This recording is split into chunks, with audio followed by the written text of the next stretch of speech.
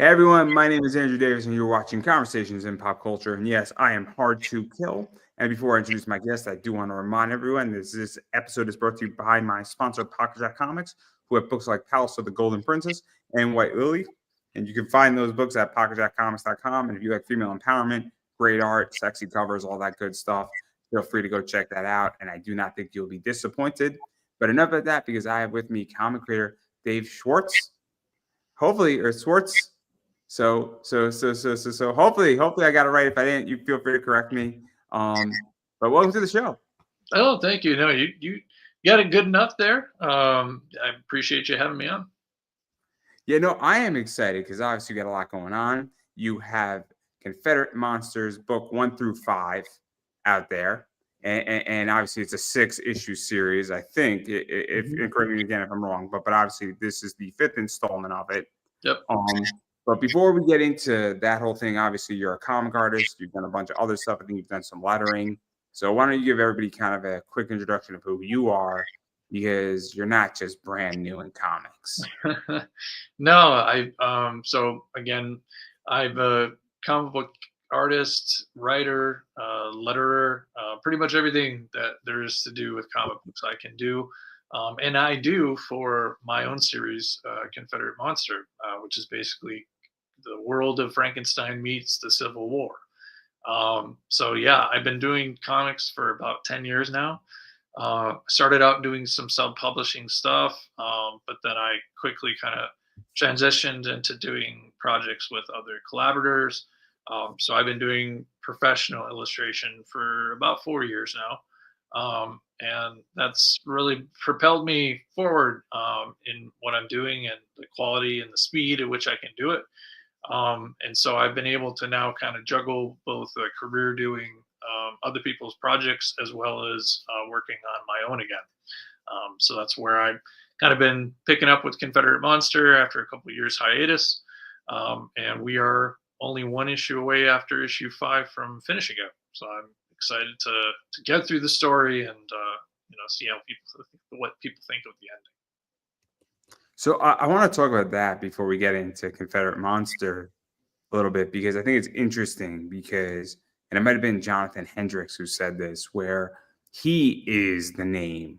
So when he goes to Boom or he goes to Scout or he goes to Marvel or DC, it's his name. Or it might have been Michael Bennis or Brian Bennis who said it, where, or Mark Miller might have said it, or they all might have said it at some point, is that at some point you become the name, and it's not, and then hopefully your audience follows you with your projects around, but you're not tied to anything. And so obviously when you're doing your own project, but then you're collaborating with somebody like, Mike Tiener at Bad Bug, obviously you're there. And then, because I think that that's really an interesting philosophy in comics. And I think the debate, to be honest, because some people say, I don't want to be tied to a company and doing a project with a company, but at the same time, you're building a brand. It's kind of like, I'll use a wrestling analogy. John Cena's brand is related to WWE, but he also has his own brand outside of that. So when he's on WWE, it naturally promotes every other project that he's doing outside of WWE and vice versa.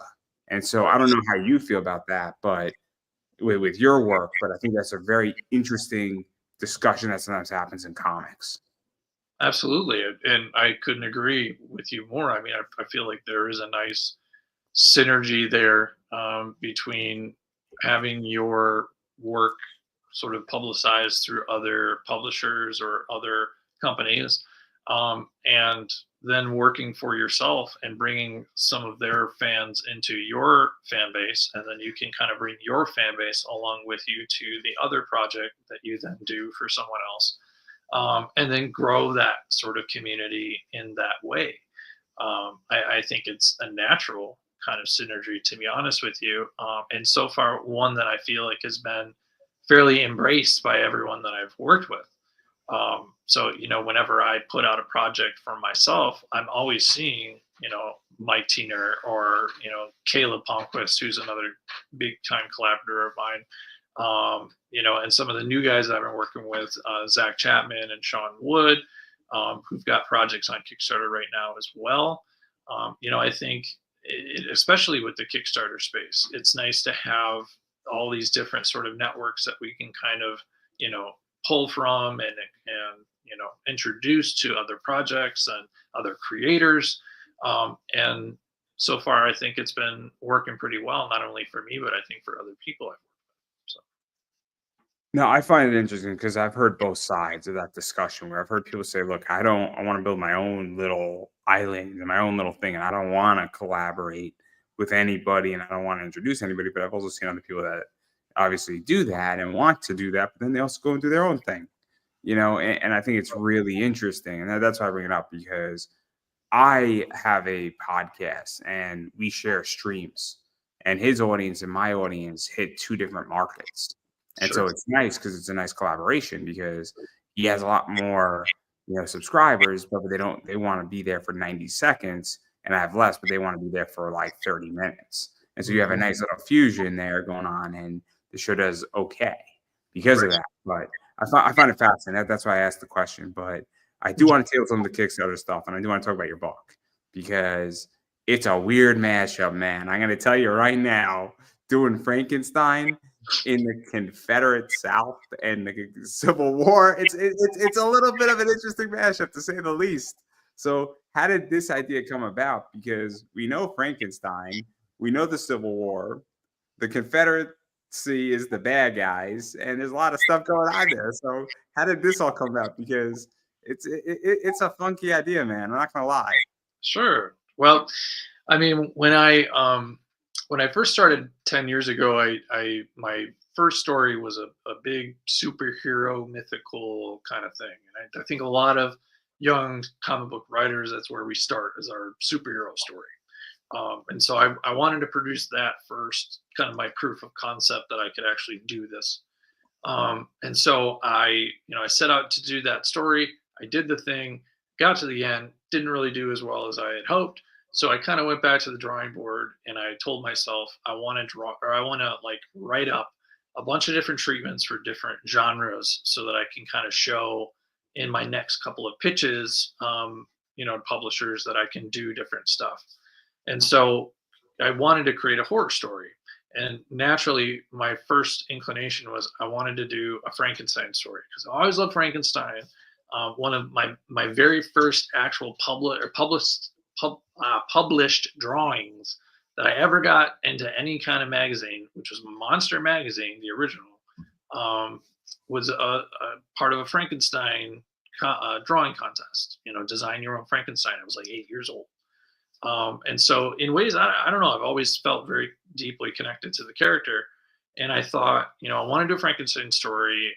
I want to kind of change the setting a bit. I want to try to change, the characterizations a bit, So, one of the first things I thought was I want to really put it into a time period that we haven't really used as a backdrop very often in storytelling, at least here in America. And I thought, well, Civil War, even though it might be a bit controversial, I feel has some pretty interesting synergy when it comes to the Frankenstein story and sort of the branding of that story. When it comes to body parts being chopped off and like reattached, the Civil War was the very first war where like amputations right there on the battlefield were executed and done properly so that the soldiers could actually live a life afterwards.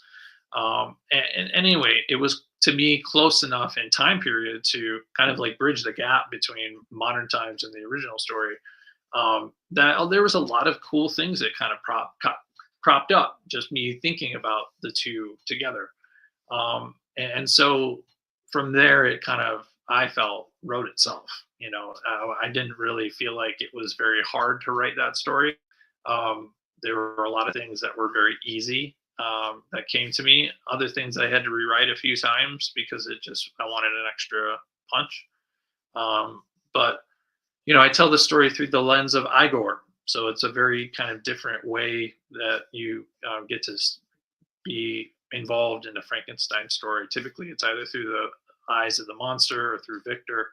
But no, I wanted Igor to be the main kind of guy because this is set 8 years later. So Yeah, there's yeah. Let's talk about that yeah, because obviously, I mean, what I read of it is that it's 8 years later. Certain things sort of had to be changed a little bit or redone or massaged a little bit after what's happened. Because the end of Frankenstein, not. I mean, if you didn't read it by now, I mean, spoiler alert. He's chasing the monster pretty much to Antarctica. Yeah, Spoiler alert, guys. Sorry. It's only what 200 years old. The book. I was just about to say only about 200 years old. So I know I should have waited, right? I should have waited another like 10 years. My bad, guys. Next thing I'm going to tell you, Dumbledore dies. no,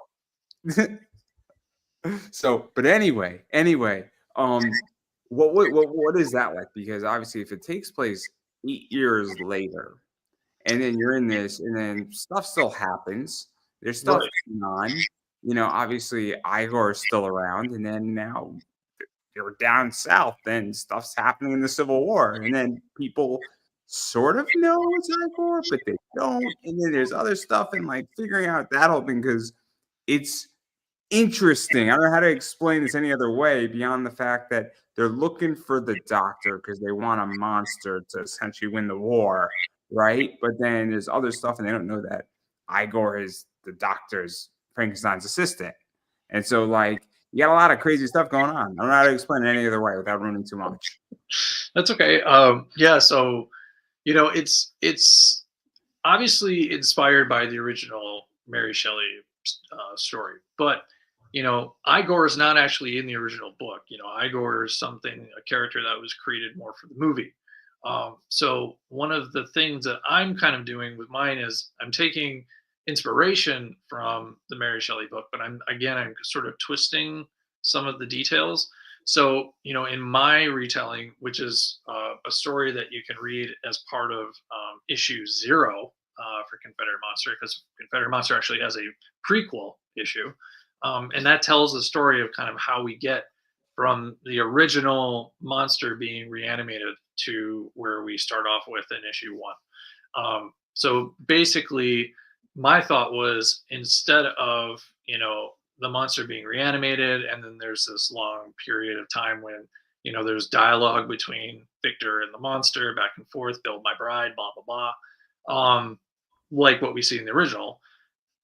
What I would believe would happen, or could happen, would be that the monster goes on a rampage, is unstoppable, and Victor and Igor try to stop it with their wits.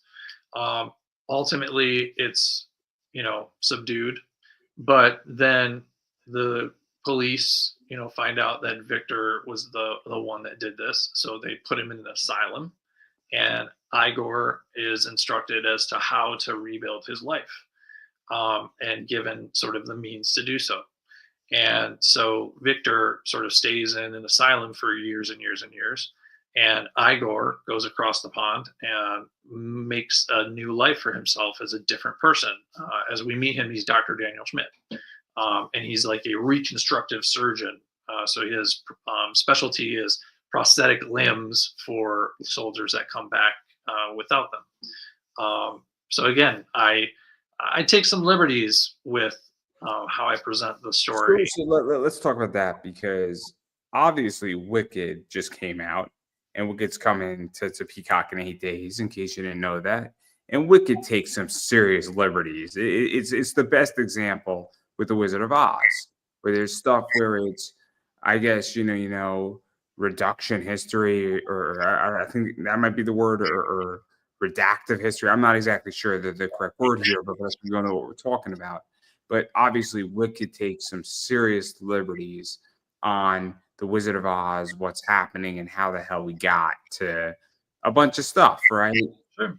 And how the wizard isn't so good, right? So obviously there's a lot of stuff going on with that. So, what is that like? Because you have the basis of Frankenstein there, the book, and people can pick up on elements of that, and you get the idea of what's going on, but you also have a brand new product too. Right. And it's interesting because I feel free to disagree with me, but it's easier for me to get into something when there's elements that I immediately recognize in something. Right. And obviously, it's not just the Frankenstein stuff. It's also, the Civil War is pretty heavy in this book. I mean, it's not the Confederate's pretty heavy. I don't have a problem saying that either. So it's easy for me to say I know what there's elements that I recognize, but then there's also things that are brand new. And so what is that like? 'Cause I think that's what makes this fascinating as a book. Is there's 3 or 4 things that I'm like, cool, I get an idea of what this looks like. But it's also saying, cool, we're gonna swing it out left pretty far or right or to have some plot twists, for lack of a better word. Right. No, I agree. I mean, I I wanted to. I think part of the reason why I wanted to do a Frankenstein type story was that very fact. To sort of utilize a familiar property that's in the public domain. That I feel like is something that a lot of people would jump onto, and would have an easier time jumping into.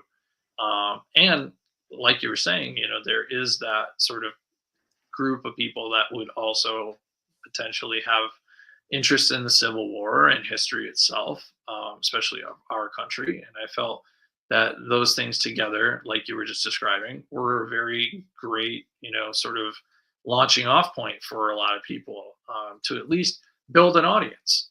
Because a lot of these things, they live or die on the size of the audience, right? And so sometimes it's a matter of grabbing attention. And I think that's part of the reason why I put the word Confederate in the title. And I know that in ways that might be hurting me. But I think in other ways, I think it's also provocative enough to make the story sort of jump out. One of the things I've been noticing, at least for me, I don't know about other people, but when I go and I'm looking for something new to watch on the streaming services, I don't know what to do. It's just like there's so much content. Like I even think to myself, like last night I was literally thinking to myself, like, man, I kind of opined for the days where I only had like 3 or 4 options, and I just picked the best one. Just because You're bringing up something really interesting that I want to dive into a little bit. So I'm a big anime guy. Mhm. I spend hours trying to find good stuff, and I ask my friends for recommendations. And my friends are like, "We don't know what to watch either," Right, because I've watched all the good stuff, right? right, All the good stuff that doesn't have 1,000 episodes. But the other day, my friend made a recommendation for a show called Psychopaths that came out in 2012, and I'm like, "Oh man, this is really good." But it's really hard to find things to watch, to read, to get involved in. And it's because there's so much. And also, I don't want to invest my time and I don't want to invest 6, 7 hours, 9 hours, 12 hours into something if it's going to suck. And then also at this point, and I have no problem to be very honest, if something is I'm 2 episodes in and it's not good, I drop it. I agree. I've done. But with comics, it's more complicated because when I'm paying $20 for something, $40 in to buy something, and this has happened to me. Right. I'm not going to name names. I don't want to talk. I don't want to disparage anybody. But I'm like, I just spent 40 fucking dollars on this bad book. So like, but I also think so. I mean, that's how I feel. Is that so? I agree with that. But I guess I'm also curious because there is a marketing element to this because there's stuff that's provocative and Mhm. it gets attention. Yeah. And so, I mean, me and my co-host, we run a wrestling show on Fridays, and he purposely he named his side of the show Talking WWE, a play on John Oliver, Mhm. his show because it gets attention, right? And Sure. he does a lot of shorts that get attention, and that's what he does. And even I play the game with micro content where it's tricky because I have content that has done 10, 20,000 views because of the title. And so I think I mean, I don't know how you feel, but if you put the word Confederate, you're going to turn people off, but you're also going to get people say, what the hell's this book? Right. And I want to be offended. Right. Is almost what it is. And so, but it still has to be good. But you also have to get somebody in there because it's kind of like a cover Right. on a comic. Right. And that's kind of my gamble is that, it'll grab those who are interested enough to take a look. And by the time I've got them, I hope that, the issues will convince them enough to keep reading. Comics it's a tough sell sometimes, and typically, your audience just shrinks as you get closer and closer to the end. So it's a difficult thing to make sure that you can get people to the end because that's where the meat and potatoes are typically of any story. But I think being a good writer is, you know, pushing people just enough along the way in order to make sure that they can get there, leading them in the right way, in that regard. Let me ask this because I agree in issues of keeping me in a story to some degree, but I'm also at a stage where it's like, you got to get me your book quickly. You got to get me your book cleanly. You got to Absolutely. make your book affordable. Sure. And I mean, I don't want to spend, if somebody's doing a 12 issue miniseries or a 12 issue series, I don't know what constitutes a miniseries anymore anyway, but they're doing 12 issues, right? I Right. don't want to be with something for the next 5 years over 12 issues. Sure. Like you got to bang out 12 issues in 3 years, maybe three and a half. Right. But like where you got to bang it out every quarter, because I don't want to spend 5 years of my life with a story that I'm getting 2 times a year. Like, and I think that's also part of the problem is that I don't have enough content to consume me long enough with many people in indies. And this is why in many ways, I pulled back a lot, because I don't know if I'm going to get issue 2, 3, 4, 5, or 6. And I've been in situations where somebody stopped for 3 years and I'm like, great. Like, what do we do now? I'll give a really good example. Saga was like that. I was on a roll with Saga, and then it took like a 2-year hiatus, and I couldn't get back into it. I just couldn't get back into it because I just like I read like 54 issues, and then after that, I just lost momentum in Yeah. the whole story. And so, what is that like for you? Because I agree that the writing is, I think, in my opinion, only a part of it, but there's all these other components that also are a big factor. And there's plenty of books I probably missed that are great because they just took too long on the indie scene to get out to me. Yeah, and I'll be honest, that's a hard thing for me. Being somebody who does these types of books himself. I did have to go through a little hiatus on this book, and I hate saying it, because I really wanted to be able to get everything out, to the people within a reasonable amount of time. But this is like a post-COVID kind of thing. Having to shift things around in my business to make sure I could keep food on the table and keep bills paid. But I have found that when I came back to it, that I've been able to do it much better, much faster, and I'm hopeful, that I could be able to, meet a reasonable amount of expectation for delivering these books. But again, like I said, it's tough doing it all myself, and maybe that's something that for future projects I start thinking about trying to, collaborate with others to get things out faster, and maybe it's a shorter story. I don't know, but I agree with you in the sense that it works better in your favor if you can get something consistently out to people under your brand. Even if it may not be the exact same story for a continuous run. Maybe you got 2 or 3 different books that you're doing. One right after the other. It's tricky because I mean, I forget who said it, but you got to remind people that you exist.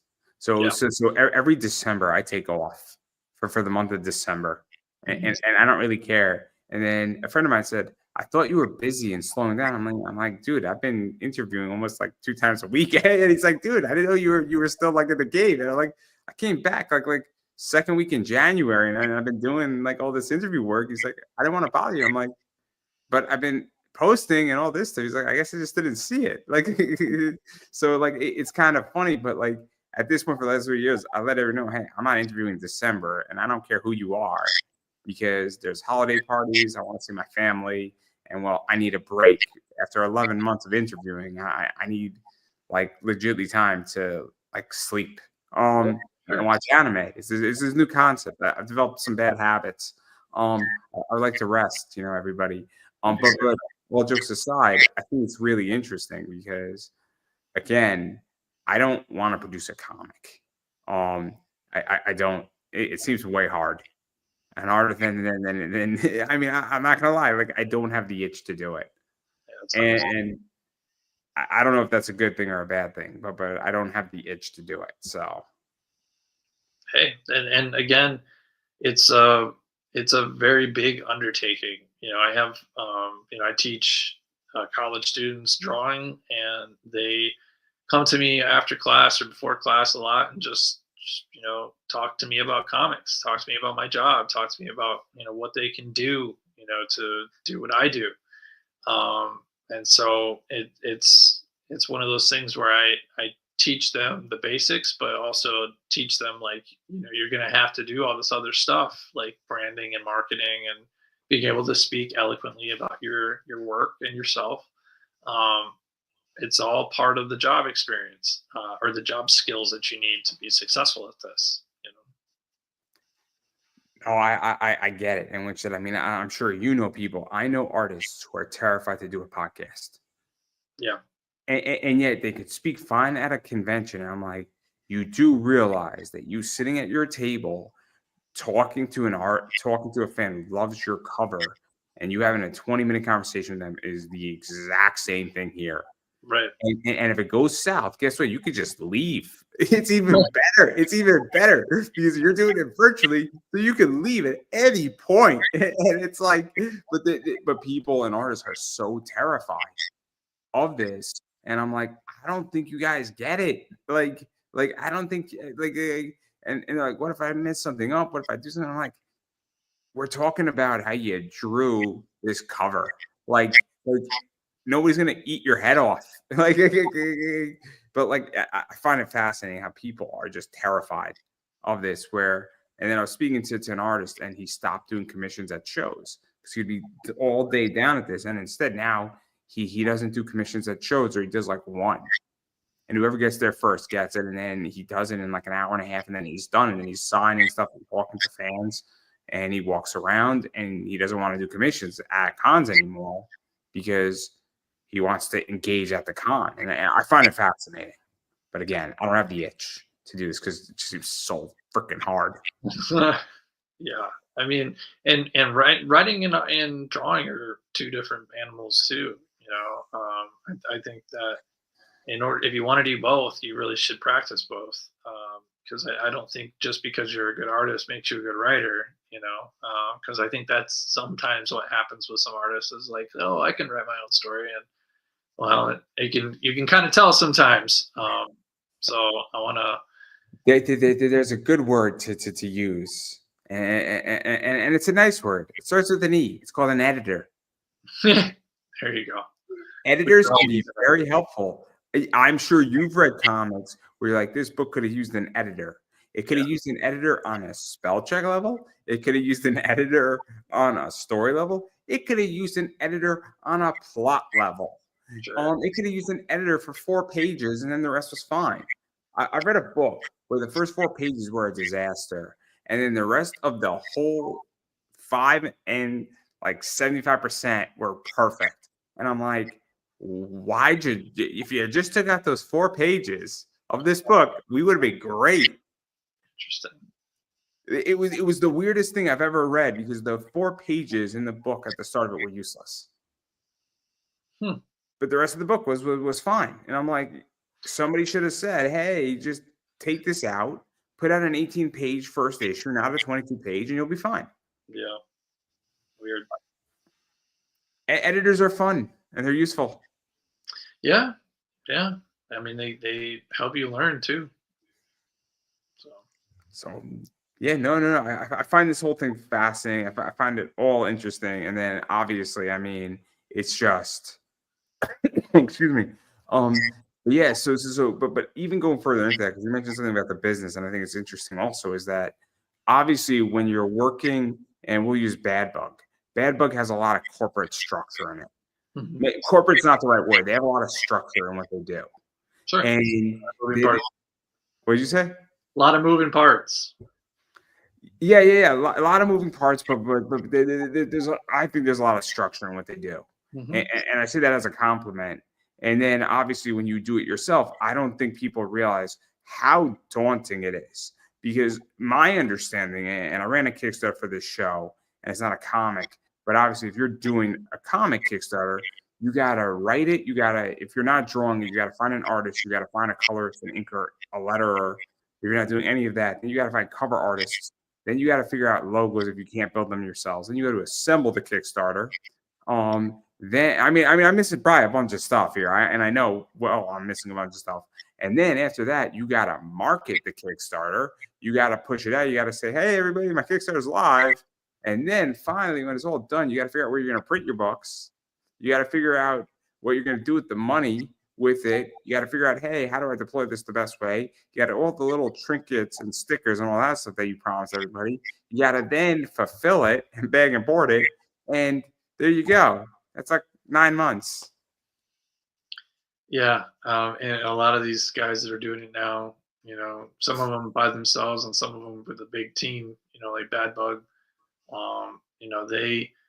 they crank out, like a dozen or so of these Kickstarters a year. They're just doing one a month for different books or for other projects that they're participating in. May not necessarily be their Kickstarter, but they're helping promote. So it is a lot of work, and I think not only is it a lot of work, but it's a lot of just attention to detail and making sure that you're fairly meticulous with certain things. It involves like different parts of your brain. So like if you are the one that's largely being creative on the book, like a writer or an illustrator, you still have to be able to put together a budget. You still have to be able to put together like a business plan, for yourself. This is something that's interesting, is that this is my experience. So I love money and I run a business and I know my numbers really, really well. Like I know the cost of goods off the top of my head. And Sure. people are like, how do you know this? But it's also that a bunch of stuff doesn't change in the business. So when I'm buying cards, the wholesale cost of the card doesn't change per card Right. on the basis. So it's very easy when you're buying 19 SKUs, but they're all at X amount of dollars. But at the same time, I mean, I just did my taxes, and this is why this is relevant to me. But I think it's really, really interesting because if you don't know your numbers, this is why campaigns get delayed. This is why problems occur. This is why things get all messed up. I mean, this is why also things happen. And then also it's just like, the finances of a Kickstarter are so complex. And it's also how much capital are you going to deploy? And I think everybody has this grand idea that I'm going to go drop X amount on this, but it's also a business. At a certain point, this has to become a business. And I think this is where this gets so interesting and so complicated. And I look at it and I'm like, how the hell did this campaign make any money? I mean, Well, and again, like sometimes there's these campaigns that are done just solely by one creator, like myself. So whatever money comes in is money that goes towards making the products that I said I was going to make, but then the rest of it goes into investing back into my business, versus someone who's just a writer who has to use a large portion of that Kickstarter money in order to pay their creative team. So it's much more challenging, I think, in certain ways to do it that way. Um, Mainly because if you don't get it, then like you can't make the book. Versus like if I don't get the Kickstarter money for which I just earlier today crossed my funding goal, so I'm super happy about that. But if I didn't get it, I could still make the book myself. Like I don't need to pay someone else to do it. Um, it's also, and sorry to interrupt, but my experience is that a lot of people also push the money in, and then so they'll do the book and they'll get it all done, and they'll be $6,000 in before they even launch. So the right. book is done, and I mean, look, I buy products and I use my own money, and then I pay myself back. But that's incredibly stressful when Right. you have product that could take 9 months to move. And I've had product that has taken 3 or 4 years to move. It's great. I also had product that I bought that moved in 25 minutes, but that's not the point here. So I've experienced both sides of the coin. But Right. it's really stressful when you have 6, 7, 8 grand in, and you don't know if you're going to recoup your money. I mean, it could. I don't know how you feel about it, but I've been in both situations. It is not easy to navigate it. So I'm sympathetic, but I think that's where this is so fascinating, is that because as a consumer, I just want my product, right? So I don't really care so much. And I'm also unique because I understand the struggles of this as an interviewer and speaking to enough people. But if I'm just a Kickstarter backer, I mean, I don't know how many of them are really aware of how much effort and how much money and capital and work and effort goes in and man hours goes into it. Oh, Whether and I think once you understand it, not saying you want to know how the sausage is made, but knowing even a little bit of it, it helps to understand why something is what it is. oh yeah. I mean, it costs several $1,000s per comic, and that's not even including anything else that you would put into it to market it, or try to create other merchandise in order to get the word out about it. So that's a whole nother separate cost.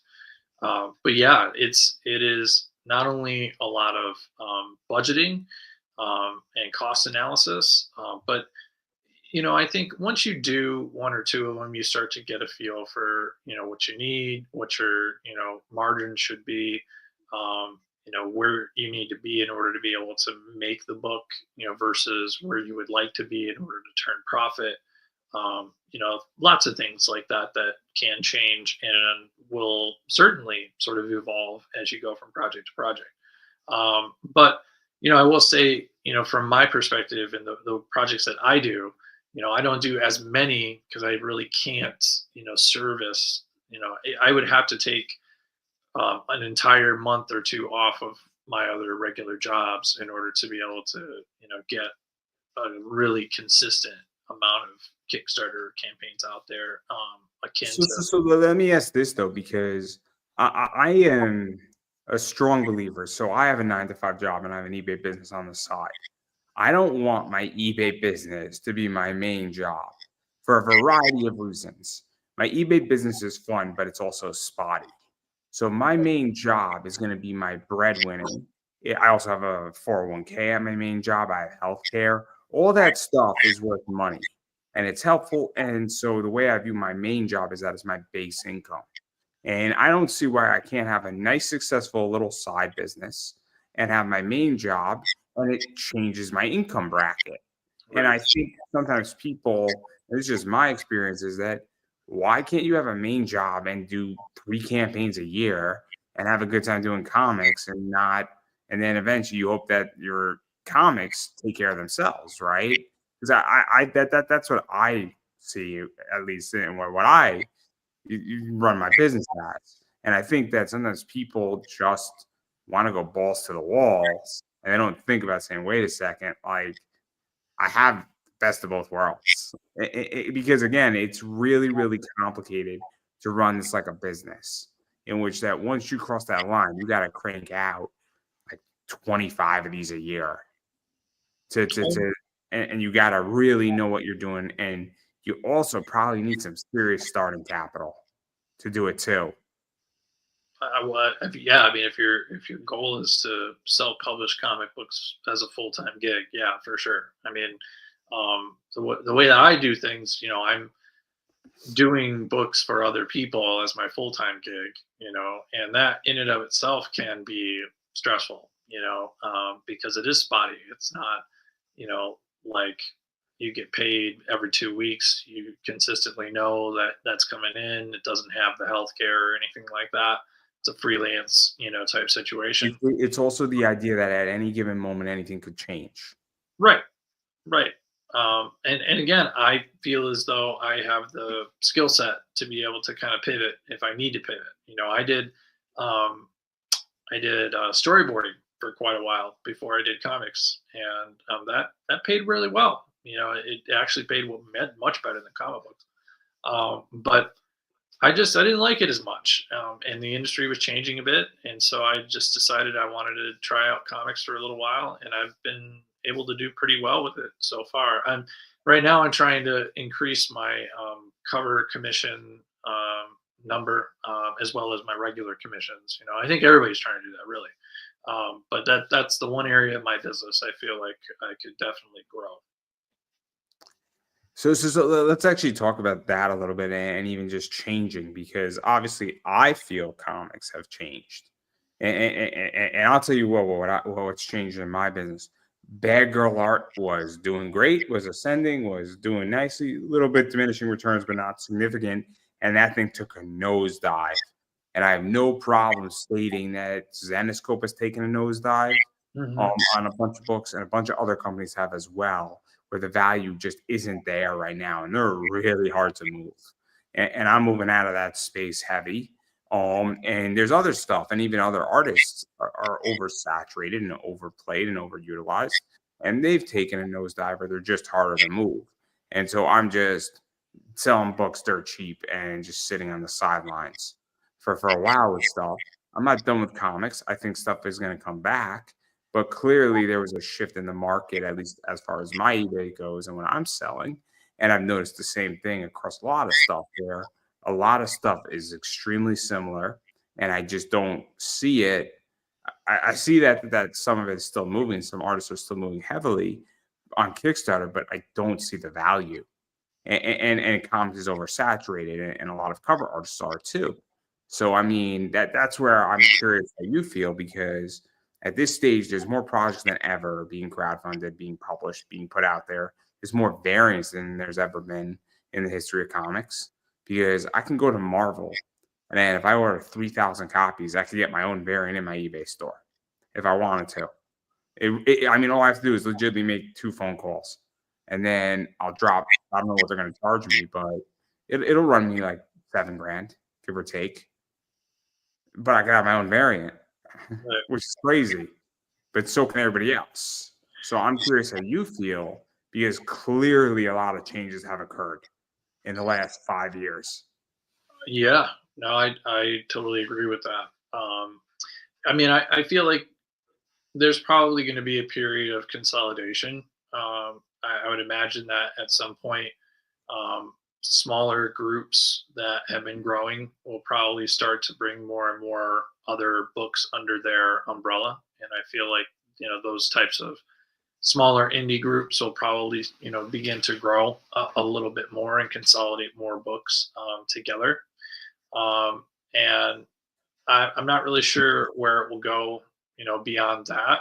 Because I mean, I do feel like I'm starting to notice within this sphere, there seems to be a lot more people wanting the digital comics rather than the physical comics. And I don't know if it's the price point or easeability of just reading them. I think it's three Nope. things. I could tell you what I think, right? So at this point, I love reading comics and comicsology. Yeah. $6 Amazon, right? I read a lot of Xanoscope stuff, and it's great because I read it. I'm sitting in my bed. It's 10:30 at night. I don't feel like turning on the lights, and I have my iPad, and I just scroll through a comic. And if it's a bad comic and I hate it, or like it's a weird book, I'm like, well, fuck this. I don't like it. I return it, right? But Sure. I didn't pay for it. So for me, and I understand comicsology is, or whatever it is now, I haven't touched it in a while, but whatever it is, it's just cheap, right? Or Global Comics, they do something similar and I have a Shonen Jump app where I read a lot of manga too. It's $3 a month, and I can pretty much get an unlimited manga, right? And it comes out like every week, One Piece. So I'm reading it, and it's great. It's just right on my iPad, and I don't have to worry about buying something and storing something because I just want to read it. So I Right. think it's accessibility. I think it's price point. And I also think people have so much shit now that they don't know where to store half this stuff, because Yeah. I'm running out of space. I Yeah. have no more space. And the space that I have, it's my merchandise that I'm selling in my eBay store. So I don't want your book physically. Like I want the physical stuff that I really want to cherish, because most of this stuff I don't want. But then if I buy it, like I gotta fucking store it or throw it out. But then if I throw out a $20 book, I just threw out $20. Yeah, I've had a couple of people come to me with similar, sentiments about the physical, actual, book, and a couple of people saying, I've been told I can't buy anymore. I just don't have the space. And then a lot of international backers, they don't want to pay all the extra stuff, so they just would prefer the digital. They don't have to worry about shipping at all. and it works out better for everybody. Because then I don't have to pay for the larger amount of physical copies either. I can just deliver the digital copies very easily. And I'm starting to notice, I don't know if other people are, but there are more and more of these smaller indie comic websites, like a Comixology, that you can buy indie comics from. I've been approached by a couple myself, who are just basically creating a platform where creators can go and put their books up there, and they get a percentage of the sale, and so do the runners of the website. I mean, I'll be honest. I think they all have it wrong, and I think they all have it backwards. I've said this before. I think all those websites should offer everybody's comic for free. And hear the theory out. Why I say the way I say it. They should figure out how to put ads that in the book, and then the ads would pay out, or they could offer it either way, right? You could offer an ad-free position, or if your book you think you're going to do 10,000 reads, the ads would update automatically and it'll go to the highest bidder. So it'd be almost like Google Ads in the middle of the book. Sure. And because that could actually be way more profitable if you have a hit book and everybody's reading it, and it would work well with webtoon stuff. Because then now it's based on viewership, so that if your comic, every issue you drop gets 30,000 reads digitally, the ad rate is going to be much higher. And because I think the future of media is free, because all these young kids, they don't want to pay for media. They want it for free with ads. So I actually think that's the future. It's just a matter of how do you get viewership up, and how do you get a lot of traffic to your website so that you get those high reads for the advertisers, so that it's profitable for them to reach an audience, and it's profitable for the website and the creator. And that's whoever figures that out is going to be worth billions of dollars. Yeah, that's not a bad idea, actually. I mean, it's nothing new. It's nothing new. People think like, oh man, that's a great idea. It's legitimately nothing new. I mean, It's just a matter, because that's what Google Ads does. It's legitimately viewership with ads. That's what every podcast does. I mean, that's what basically a YouTube video is. You're getting to watch it for free. You just have to watch some ads. But I like the idea that every 4 pages, and then you could really specifically target. So if you can figure out the demographic, or the demographic's changing, you can target ads in there, or you could even go deeper and you could target ads based on profiles, which is even sicker. And so now you can really micro target people. So if I love Jack Daniels, you could put in an ad for Jack Daniels in the book, and then you're really targeting me. And that's where I think it is, because all these kids have no problem with the ads. They just don't want to pay for the content. Right. No, that makes sense. I hear you.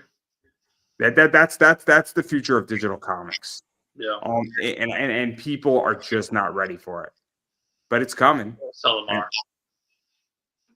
Yeah, I guess some are, but like it's tricky. But like, I find it fascinating because, again, I think I love digital comics because when I want to read something, I just want to read it, and I want to read it cheaply. Mm-hmm. I don't want to spend $12 for a digital. Yeah, no, I hear you there. No, I mean, I see where some people can, charge the same amount, for the physical as the digital, as far as the value goes. But I mean, there is something to be said for you're getting a physical thing, so there's more cost in making a physical product. So I could justify making it a little bit cheaper for the digital product. Again, especially I think because it is kind of a fleeting thing, like it's not like a physical, tangible thing that could then again be collected and traded for even greater value because there's less of them. No, again, I find this interesting, but again, I just want to read comics, and I want to read them cheaply. I pay $3 for Shonen Jump, and I have access to hundreds of thousands of chapters of manga on my iPad for $3 every month, $36 for the year. That's It's awesome. It's awesome. So at any point, I could just read Naruto, and I have some of this stuff fully. But again, I'll give an example. Right, I forget what it is. Strawberry 100%. Right. It's an off the beat anime manga. I don't want to buy it. You know what I mean? Like I don't want to physically have it. But Mhm. it's also the idea that if I also like a book and I read it digitally, it's a good chance I might buy it. For So, sure. Yeah. Oh, but I find it interesting, and I find the whole space of where comics is going fascinating. And again, I am very pessimistic. It also doesn't help the economy. Because that's scaring the shit out of everybody. I don't know how you feel about that, but I've noticed so I have a theory. I'm curious how you feel about my theory. COVID hit, everybody was home, and Kickstarter boomed as a result of that because people had money, people had less options to spend their money, and people were like, "Cool, I'll buy, more stuff on Kickstarter." And then I think that effect lasted a while, and then now I think that effect is drained out, and I think now people are scared out of their right minds because nobody has any clue what's going to happen in the world in the next 6 months.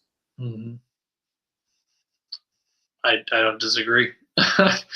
um, Do the, you agree or disagree? no, I don't. I don't disagree. I agree with you. I think that, like you just said, post COVID, we had a lot of extra cash and we had less things to keep us entertained. So things like Kickstarter were a great investment for a lot of people. And we're starting to see the decline of that because we're further and further away from it. But because we're in a very different economic climate right now, acutely, yeah, this next 6 months is going to be very interesting to see how things go. It's funny. It's funny because I am seeing people buy more high-end cards from me right now, like $40, $50 cards. And I'm seeing people buy less and less comics from me. And this is just what I'm seeing in my business. And the reason why is that I think people are saying, cool, these are super limited cards. There's only maybe 10, 20, 30 of them. And I think they're going to maintain value. I don't think my audience and my clients necessarily think they're going to go up from like $50 to $300 tomorrow, but they also realize that they might go down to 28, but it's not going to drop to zero. And Sure. so I'm noticing a lot more people buying a lot more expensive stuff or trying to buy more expensive stuff from my store. And they're not really buying a comic book that used to trade for 40. And I just sold one for like 22. Yeah. So like it's rough, and so I mean, and I get it, and I also see people lowballing me too for stuff. So like I don't know in which that it's tricky, and I mean I'll be honest. I mean I'm taking a break from Kickstarter because I'm a little bit scared of where things are going. I don't think we're done. I don't think like the world's gonna end in a nuke blast. I want to make that crystal clear, everybody. I don't think that's where we're at, but I don't know. I don't have a sense of predictability where I don't know how big the hill is, and I don't know how big the fall down of the hill is on this roller coaster we're on. And until I have a better sense, I mean, I don't know how you feel, but like I feel that's an issue, and I also feel that other people are saying cool. I feel expectations have changed. That might be a good way to put it. Could be. To be honest with you, I am not entirely convinced that we're gonna see a major decline. I still think there is something to be said. I think for investing in this community and these projects, um, but you are not wrong about the fact that things seem to be slowing down a little bit. But I think a I'm lot of very it is, cautious. I'm very cautious. It yeah, is a good position, and sure, I want to wait and see how things play out right, before. Like I'm not done with comics. I want to make that crystal clear. I'm not leaving this community per se, but I'm also saying, cool. If I was going to back 5 projects, maybe I'll back 3 sure. because I just want to see where things are going, and I want to have a little bit more cash on hand because I don't know how long the current environment's going to last, and I also don't know where things are going, and so I'm just playing cautious for a reason, because just sitting back and breathing. Also, it doesn't help that tax season is right now. So once tax season is over, I'm also going to have a little bit more liquidity. Yeah, no, I feel that. I absolutely feel that. Yeah, this is one of those weird times. It's like I feel like I should have launched my project just a little sooner, but it is what it is. I've been just doing my best to try to get. I want to get two Kickstarters out this year if I can for Confederate Monster. I've got plenty of other books that I've contributed my work to that are going to be on Kickstarter this year. And I'm just, again, I'm hopeful that, like we were talking earlier in this our little interview here, about how all the synergy of all the different projects sort of helps to build your individual sort of fan base. So No, no, no, no, no. I get it. I get it. I'm not. I have a very different viewpoint, because I experience everything from a business side, and from buying product and selling product and engaging in it and seeing what clients are buying or what they're not buying. So I get a very different sense of where people are at. Also, the community I'm in, also it gets a different vibe, and I get when you have clients that are reducing, and when clients are buying more and more and more and more stuff, and they're tolerant with you too, which is a whole different thing. And also, I've seen it all, right, on that side. So again, I don't know the creative side as much as I know more of the business stuff. But again, I mean, I could be wrong on my thought process, but I just want to wait and see. But sure. again, I get the synergy. I like synergy. I wish there was more of it with me. I would appreciate it from everybody. I would appreciate it. Well, I I feel it. also would appreciate if everybody says, "Hey, Andrew, how's your day going?" That also means a lot to everybody. Yeah. But after me jesting and complaining, there you go. But yeah, no, no, no, no. So obviously, I mean, there's that, and you got a bunch of stuff going on. I mean, obviously, you're funded, which helps. Yeah, it just happened earlier today. So just almost a week. I was hopeful that we could get it funded within a week, but I was a day late. But anyway, I'm still very grateful that we're funded basically within a week. Um, and we got plenty more time with the campaign to keep growing it, get more eyes on it.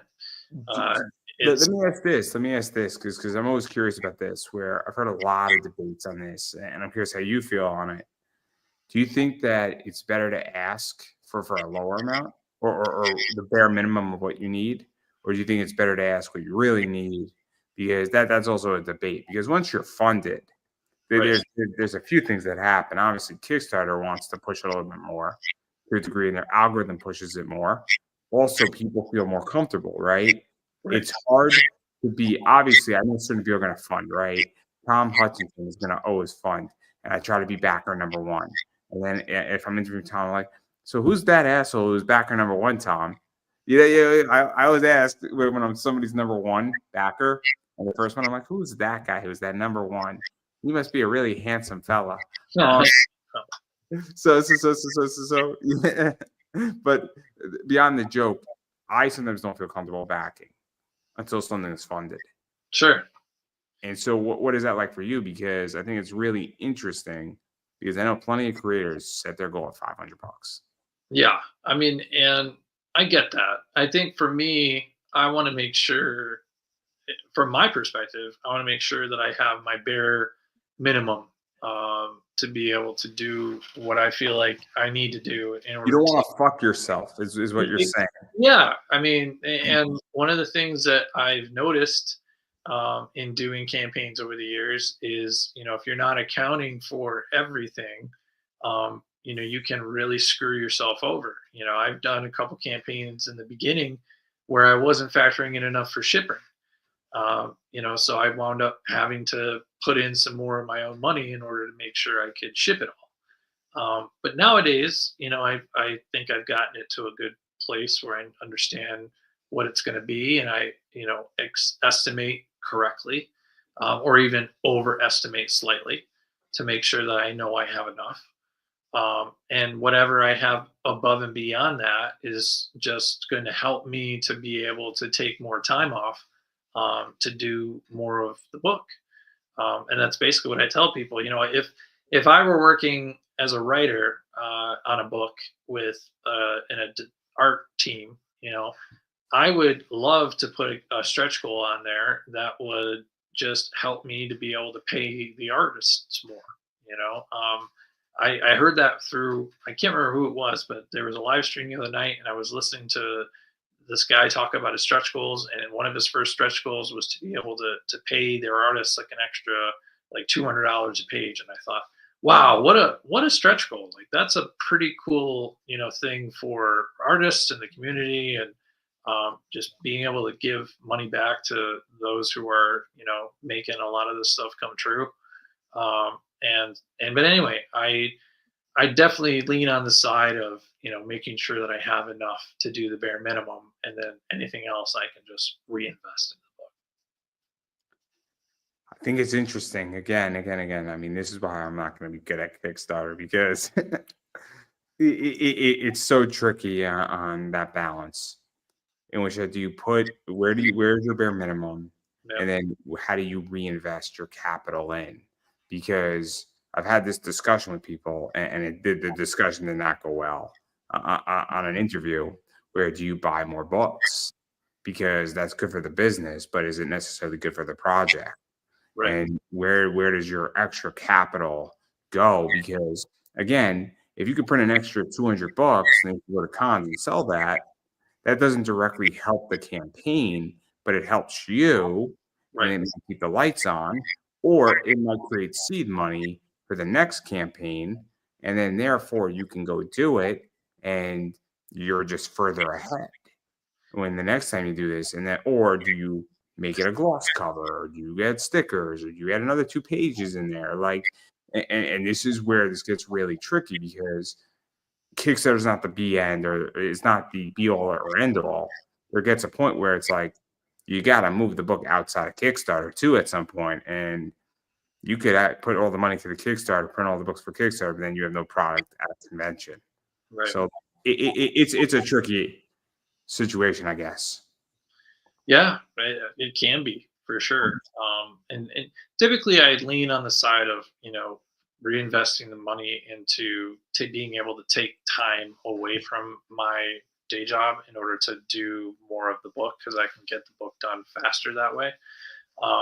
But I do typically buy more of a run than I need, so that I have extra books to be able to sell, like you were saying, if I do go to a con.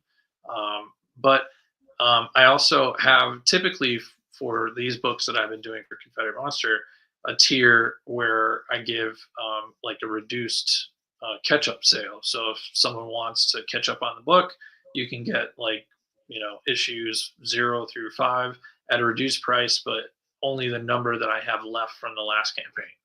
So if I only have like 10 sets left from the last campaign, those are going to go up for a sales price on the next campaign, just to help get new readers into it. I know. Again, it's tricky. The whole business of Kickstarter is a tricky entity, and every business is tricky. And anybody who says every business is easy is just lying. Kickstarter is a tricky business, because it's also how much capital you have with your first project. I mean, I had this conversation with somebody, and I said, "Do you believe in your first issue wholeheartedly?" Chris says, they said, "Yeah," and I said, "Great. You should offset your book then, and you should let everybody know that you're offsetting your book before you even sell one of them, Right. because then you're fully in. Yeah. And once you're fully into something, you will either burn out, or you will be really, really, really right, and you will be making a lot of money. But if you fully believe, like if I'm to ever do a book, I'm gonna offset 3,000 copies of like cover A, and people are gonna think you're crazy. And I'm gonna let everybody know right in the first paragraph is I got 3,000 copies of cover A. Mhm. I'm all in. So there you go. Just Yeah. look at the guy. I mean, FedEx. Did you know the story of FedEx? Enlighten me. I just learned it The guy, FedEx was a week away from closing. So he took his last $5,000 and he went to Vegas and played blackjack and got $27,000 playing blackjack that kept him alive for another 2 weeks. Damn. And then they got like a $70 million investment. Wow. So you want to talk about going all in. Right. There's something about that. And there's something about going all in and saying we're gonna figure this out. And that same mentality. But that's how I am. But I don't know. What do I know? But obviously, you got a lot of stuff going on with this book. Obviously, you spoke a little bit about this book, but a lot about the business, all that stuff. But I do want to back out of that, and I do want to talk a little bit about pop culture, because where do you think that's going? Because we touched upon it a little bit, but obviously, pop culture, comics, ideas change, concepts change. Books are fascinating. Like superheroes are sort of coming back a little bit right Yeah, now. a little bit. So, Yeah. like, where do you think comics are going in that Yeah, regard? As far as stories go. Yeah, I know. I mean, I definitely hear less people complaining about them than they once did. But yeah, no, I definitely feel like the manga, anime market has really sort of changed the landscape of how a lot of content's being kind of looked at, that gets greenlit. I think a lot of it nowadays sort of has a little bit of that, manga anime, angle to it, to help again to be able to attract different audience. Like we were saying before, a lot of it's oversaturated, so we have to kind of play around with it, infuse different perspectives into things, create something new and different. And I don't know. I think for quite a long time there, we had properties that were being constructed, solely, well, maybe not solely, but largely with the influence of corporate algorithms of what's going to work and what's not, what's the best investment and what's not. But I feel like in the age of AI, I think there's actually going to be a need for, and maybe this is a controversial opinion, but I think there's actually going to be a need for more of a creative, traditional, almost like this 80s type era of, just creative thought that made some pretty maybe horrible crap, but at the same time, it also made some pretty interesting concepts that no one had ever heard about. And we'll see what happens from there. I don't know. I feel like there's a bit of a renaissance on the horizon, and maybe that's my. I am the opposite. I mean, my AI position is very, very well known. I think AI is necessary, and I think AI has forced, because I think artists and I think writers in many ways have become stale, and I think they got a little too comfortable. And I think AI, and as AI is advancing, and I know this because AI is huge in the space where I work in my 9 to 5 job, which is accessibility. It's huge, and it's actually going to keep me employed, which is crazy. You think it would make me unemployed? It's going to do the exact opposite, because there's a lot of reasons why. Because AI bots need to be trained, AI bots need to be monitored, AI needs to be checked, reevaluated, concentrated, for lack of a better word here. And AI is just going to speed up accessibility. And when there's so much you got to do, it doesn't matter if AI takes out 50,000 issues when there's 5 million. But I think people have gotten stale. I think AI, especially with art, I think it's going to force artists to get more creative and also build their own signatures. Because I go into a comic shop and I legitimately saw 4 covers that looked all the same. Right. And I'm like, this is not good. This is not good. It used to be. And even with writing, I think AI is going to force that. But I'm also a big proponent of it, because I can't separate the idea of AI that solves cancer research from AI art. I can't separate those two things. And the reason why I can't separate it is because it's the same basis. That doesn't mean I have to buy the AI art, but I can't separate it because I boil it down to a basic concept. Right. And so I have a hard time as an individual of separating the two. And maybe it's me. and it could very well be me. I'm not necessarily going to go buy AI art, but I have a hard time separating it, and it could be a flaw in me, but that's how I view it, and I'm very open about it. Sure. So No, I mean, I see it as a tool of inspiration, but as an artist, I don't necessarily see it as properly utilized as a fully formed methodology of creating final art. Again, I see it more as a tool. So you can use it to inspire yourself. You can use it to just sort of play around with thoughts and how you might be able to conceptualize something outside of traditional means. But I agree. I think that AI will force us to have to, be more creative and whatever comes out of it it. already does in everything else, right? So accessibility, digital accessibility, AI has legitly changed the game where it was 57%, and AI will bring it up to 98% Right. for accessibility. That's a big jump. Oh, sure. And so again, if AI is going to force somebody to get better, and it's gonna also put some artists out of business. I'm sorry to say it. I hate to be the reality truth, but some people might have been able to get away with stuff, but now you have a competitor. And competitors make you stronger. And I'm sorry to sound like the asshole saying that, but I think it's good to have competition. And I think and look, sometimes you got to weed out. You're the brush under the tree. And I'm sorry, and my opinions are very controversial on that. But so sometimes some people have to go. I hate to say it.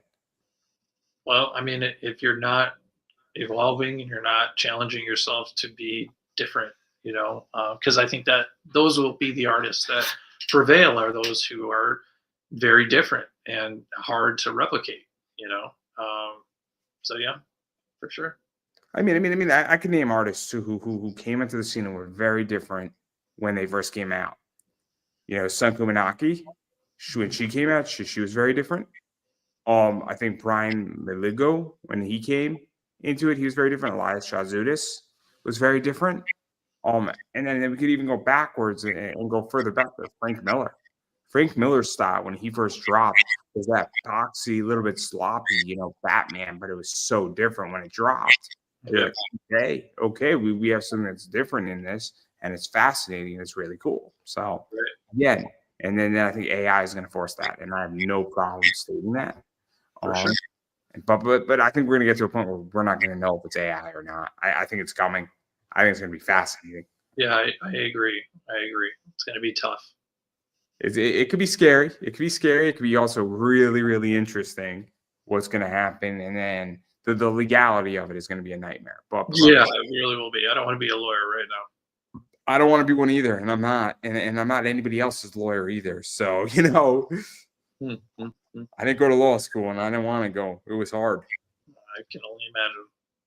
I didn't want to take the LSATs. I tried and I read an LSAT book and I'm like, no, thank you. I'll pass. I'm good. I'm good. Right. I'd like to go home at night and watch cartoons. Thank you very much. But anyway, I do want to give you a chance to promote yourself. Where can people find you, bother you, back the campaign, check out everything you're doing, check out social media, all that fun stuff. Sure. So you can find me on my social media. My handle is Dave Swartz Art. So you can find me on Facebook, X, Instagram is where I usually hang out. But you can also find my website at daveswartzart.com. And my Kickstarter is for my horror series Confederate Monster, which is in its 5th issue. That's on Kickstarter live right now. You can find it. Go to any of my social media pages and you'll be able to find a link to it really quickly. I post about it daily. We just hit our funding goal, so we are now on to stretch goals. And we've got about 20 days left, so we've got plenty of time to see if we can unlock some more cool things for everybody. And then I've been saying it, you have to back indie and you have to back people whose projects you want to see get made or you want to see what they can do. All that fun stuff, it goes a long way. You got to do that. Also follow people on social media. It goes a long way as well. And you heard all the social media there. But then even going further into what I do, and since it's my show, I promote myself. I want to pop out of my comics on Twitter or the X as it is now called. I pop anime comics on the gram, or cool kids call it the Instagram. I still call it the gram. You can post things there. It's really cool. Pop anime comics on Facebook. Pop anime comics on TikTok. Pop anime comics on YouTube. Please subscribe, everybody. It means a lot to me. It really does. It makes me feel warm and fuzzy, and I appreciate subscribers. And then once you subscribe, go watch all my interviews. It'll only take you about 3,600 hours. It's a small ask, but it means the world to me. No, seriously though, if you do subscribe, there's an interview for everybody on my channel. I have about like 1,100 interviews. I've been doing this for a long time, and whether you're into anime, comics, wrestling, other pop culture, adult stuff, I got you covered. Cosplayers, all that fun stuff. Crypto, I got a few of those on there. So I got something for everybody on my channel. So have a fun time at it. Or you can just watch some micro content, or you can just go through my YouTube feed and look at really cool pictures that I put up every day that have no meaning. But I just like posting cool stuff up of like SpongeBob just as Naruto, because why wouldn't I? Hey, my Instagram like community page, oh my god, it's like the best thing ever. So much fun. But anyway, I digress. And then my eBay store is this right here. Look for Comics and Collectibles. Come shop with us on eBay at Pop Anime Comics Collectibles. And I carry a lot of really cool stuff like this in my store. I carry stuff like this in my store. I tend to also carry stuff like this in my store. I would say that I carry this in my store, but that's gone. That's gone, and it will probably not service for another 10 to 20 years easy. It's a really expensive card. And it sold out quick. It's Diana Taurasi's retirement autograph 101 card. So that sold out quicker than I realized. So yes, I carry stuff like that, and I do have a very expensive Boston Celtic card right now in my store that I'm asking like a G for. And it's worth every penny. It's worth every penny. So if you're a Boston Celtics fan, it's the card, guys. Go buy it. Go buy it. But I digress. And then I'm going to be listing a bunch of NBA stuff in the next day or two. A bunch of comics are up there. And I am running a bunch of sales right now. So it is spring cleaning. So if you're looking for comic books, cards, pretty cheaply, well, I got you covered. And if you do not find something you want in my eBay store, ask me, because there's a good chance I have it. And if I do have it, I'll list it. And if I don't have it, I know somebody who does. So that's everything I got going on. Again, it's Pop Anime Comics Collectibles. The link is down below. And that's all I got, everybody. And I'm going to give you the final word. Support the community. Support us. Support everything that nerds love. I don't think I could have said that any better myself, everybody. And that is a wrap.